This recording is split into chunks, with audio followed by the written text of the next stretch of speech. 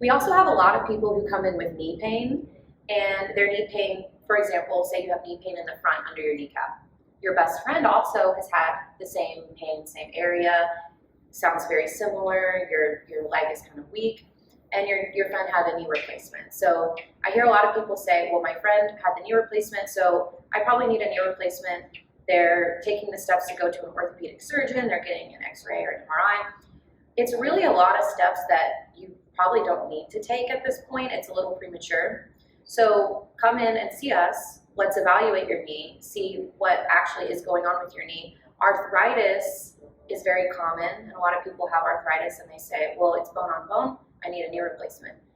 But you probably had arthritis for years and you probably don't need a knee replacement.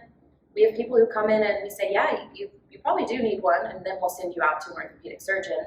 We can't heal everything, we don't claim to do so, but there's a lot that we can do so that you avoid having a surgery that you don't need. The rehab after a knee replacement is harsh, it is. And if you need it, it's a great surgery, but if you don't, why not avoid it?